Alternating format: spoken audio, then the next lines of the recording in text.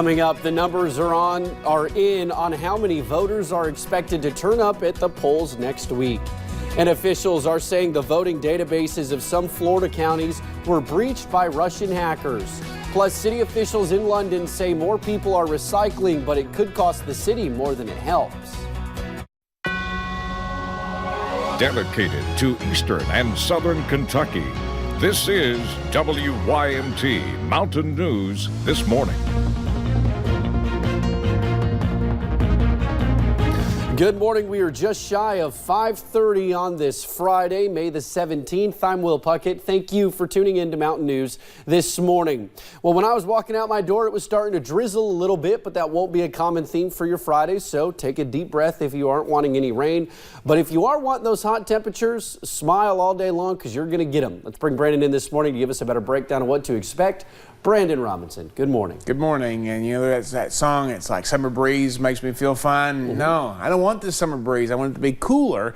Unfortunately, that's not going to be the case today. Let's start with the camera. Buffalo Mountain, you can see this morning, pretty quiet here in Perry County, but we see on Live Pinpoint Doppler radar, lots of rain to our north, but as we go down south, we see some of those showers and storms moving out of the area.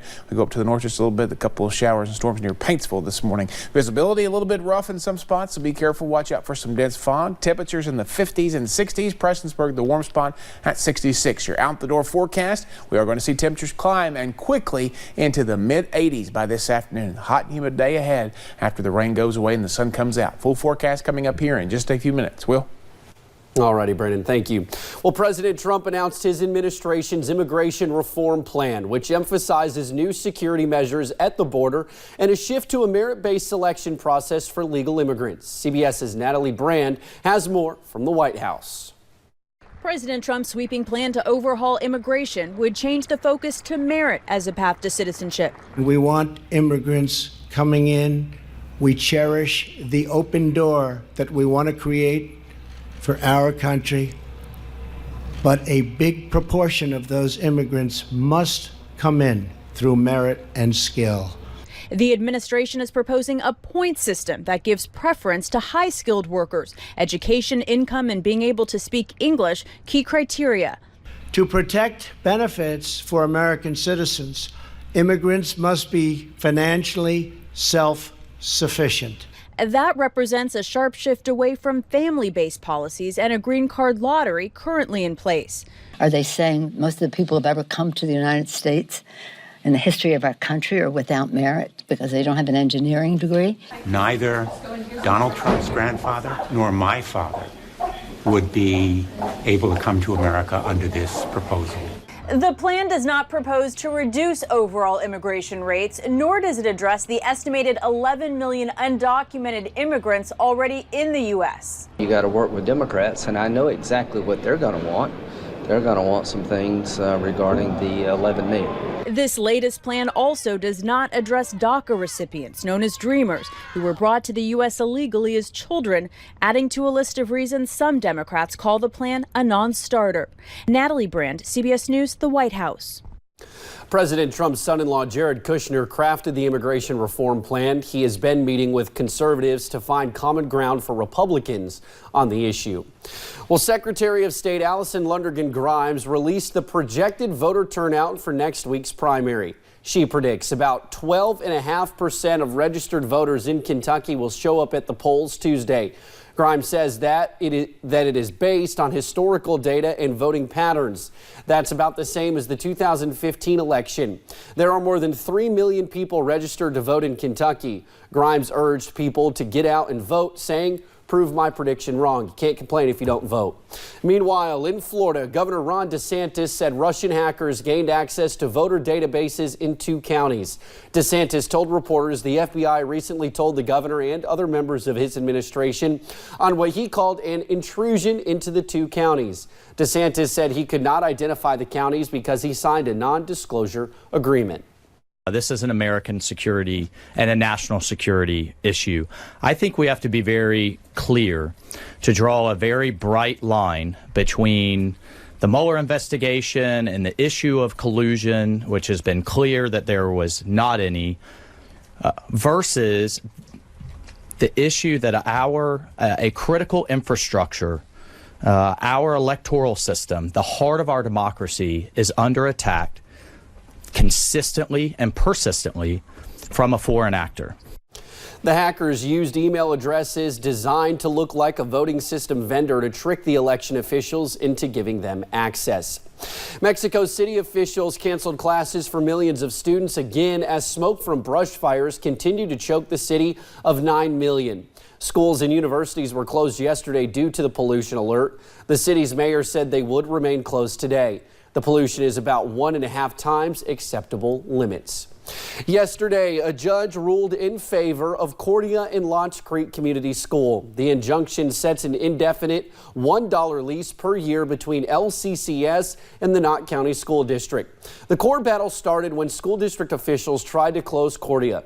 They could still appeal the ruling. City officials in London say more people are recycling, but it could cost the city more than it helps. WYMT's Hannah Reynolds talks to officials about how you can help solve the problem. More people are recycling in London than before. It just keeps all this stuff out of the landfill, you know, which they'll fill up pretty soon. Walking by the streams, seeing garbage and stuff, it's like, come on, people. We could do better. Officials say while they are happy to see more people involved, some are trying to recycle items that need to be thrown out, which is causing issues. We're having to pay to get this garbage hauled off. We're paying people to sort the good product out of the garbage. And with the market having more restrictions and less companies buying, they're not getting the money back in. Officials say just 3 years ago, they were making around $650,000 a year in revenue. This year, we're probably going to be lucky to be at $350,000, so it's dropped almost half. Which could be detrimental to the facility. Because if we don't get something done, I'm not sure how long we'll recycle. It will take the community working together to get back on track. If it's not recyclable, please don't put it in a recycle bin. I mean, just if you do that, you'll solve 90% of the problems we have here. Hoping to continue keeping their county clean and thriving. In Laurel County, Hannah Reynolds, WYMT Mountain News.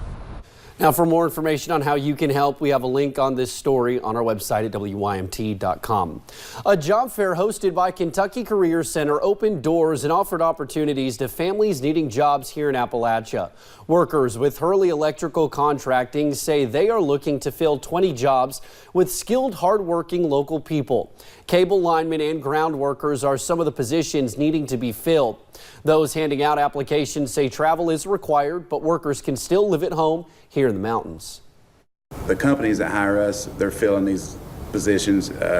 There's work out there that they're putting out. We're getting a lot of it.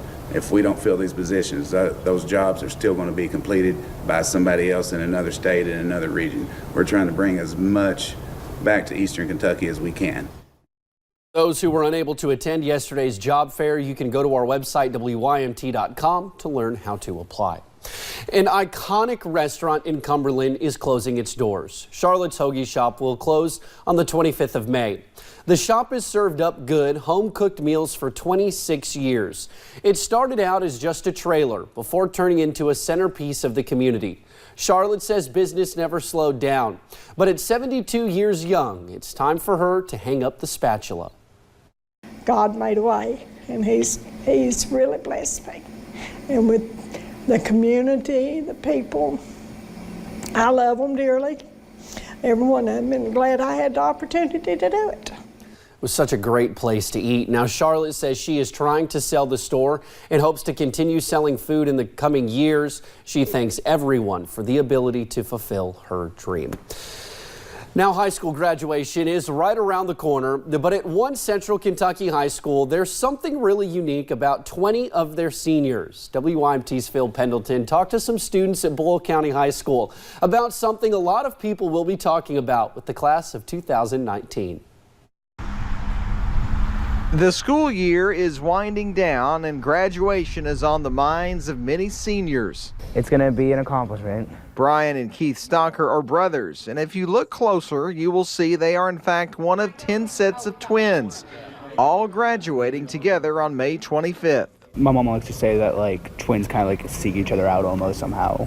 Stalker brothers are identical, but they've tried to look different.